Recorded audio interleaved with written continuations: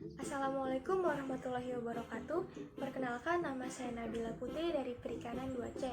Di sini saya akan sedikit menjelaskan mengenai arthropoda dan kelasnya, yaitu Crustacea.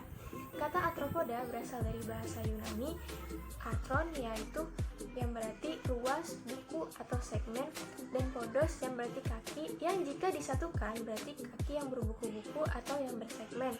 Arthropoda dalam dunia hewan merupakan filum yang terbesar di dunia yang mencakup serangga, laba-laba, udang, lipan, dan hewan sejenis lainnya. 4 dari 5 bagian spesies hewan adalah arthropoda, dengan jumlah lebih dari 1 juta spesies modern yang ditemukan dan rekor fosil yang mencapai awal Kambrian. Jumlah spesiesnya itu sekitar 900.000 spesies dengan beragam variasi. Jumlah ini kira-kira 80% dari spesies hewan yang diketahui sekarang. Kemudian pembahasan selanjutnya mengenai salah satu kelas dari arthropoda, yaitu Crustacea. Crustacea dalam bahasa Latin crusta yang berarti kulit, memiliki kulit yang keras. Contohnya yaitu udang, lobster, dan kepiting. Umumnya hewan Crustacea merupakan hewan akuatik yang hidup di air tawar atau air laut. Walaupun beberapa kelompok telah beradaptasi dengan lingkungan sekitarnya atau kehidupan darat seperti kepiting darat, mayoritas dapat bebas bergerak walaupun beberapa takson bersifat parasit dan hidup dengan menumpang pada inangnya. Crustacea memiliki fisiologi ataupun ciri-ciri dan morfologinya. Nah, di sini saya akan menyebutkannya ya. Yang pertama yaitu habitat. Habitatnya yaitu di air laut, air tawar, dan tempat lembab. Permukaan tubuh Crustacea dilindungi oleh kutikula yang tersusun dari zat kitin yang bersifat sangat keras. Tubuh Crustacea terdiri dari cephalothorax, yaitu kepala dan dada yang bersatu, dan abdomen, yaitu perutnya. Terdiri dari segmen-segmen. Segmennya itu di kepala ada 5, toraks ada 8, dan abdomennya ada 6. Setiap segmen tubuh dibedakan menjadi 3 bagian, yaitu tergum bagian dorsal, sternum bagian ventral, dan pleura yaitu lateral tubuh. Susunan saraf Crustacea adalah tangga tali.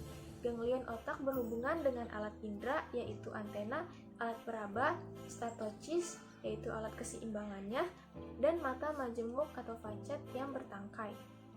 Sistem pencernaan terdiri atas mulut, esofagus, lambung, usus, dan juga anus. Sistem pernapasan menggunakan insang dan permukaan tubuhnya. Sistem peredaran darahnya yaitu sistem peredaran darah terbuka. Darah dialirkan ke seluruh tubuh dengan cara mengalirkannya melalui ruas-ruas tubuh hewan Crustacea. Alat ekskresinya yaitu menggunakan kelenjar hijau. Sistem reproduksinya secara seksual bersifat diesis atau hermafrodit dengan fertilisasi terjadi secara internal. Biasanya telur dirami dan akan menetas menjadi larva nauplius yang tidak bersegmen. Dan adapun manfaat dari beberapa jenis Crustacea ini, yang pertama sebagai bahan makanan yang berprotein tinggi, misalnya udang, lobster, dan kepiting. Dan dalam bidang ekologi, hewan yang tergolong zooplankton menjadi sumber makanan ikan, misalnya anggota Branchiopoda, Ostracoda, dan Copepoda. Ada juga udang rebon yang merupakan bahan baku pembuatan terasi. Nah, kemudian di video ini saya akan memperlihatkan proses penggambaran beberapa hewan dari Crustacea, yaitu ada udang ronggeng, ada rajungan, ada kepiting bakau, ada udang faname, ada udang windu, dan juga ada mimi laut.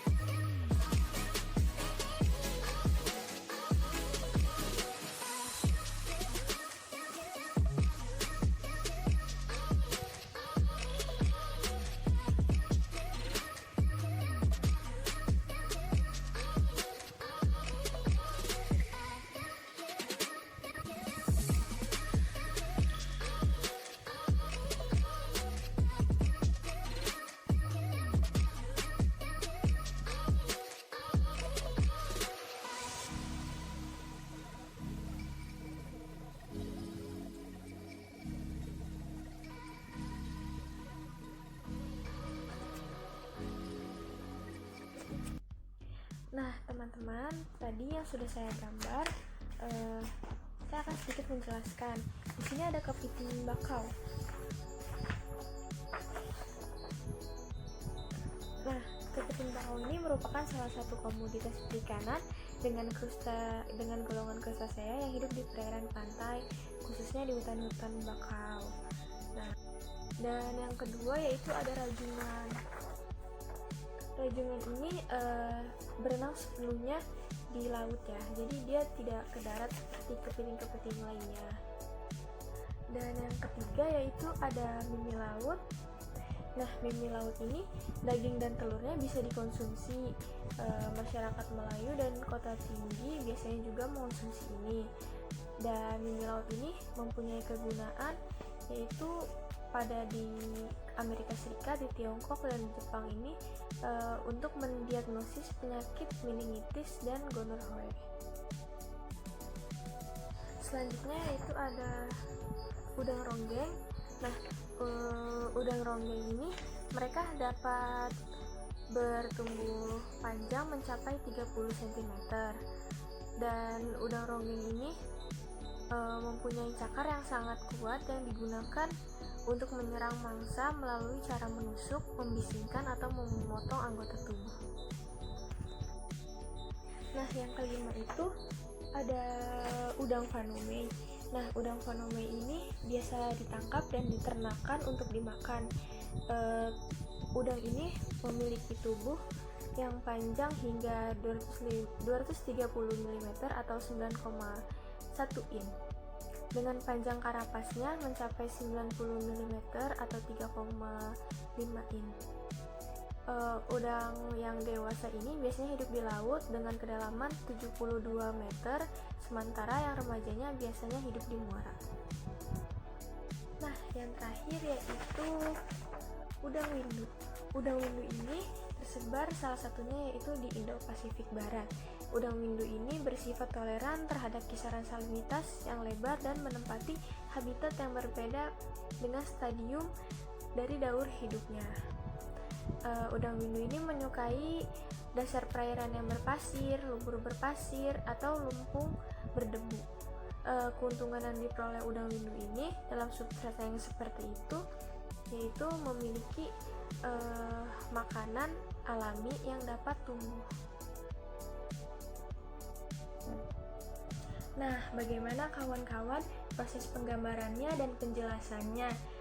Semoga dapat diterima dengan baik ya. Terima kasih yang sudah menyempatkan untuk menonton video ini.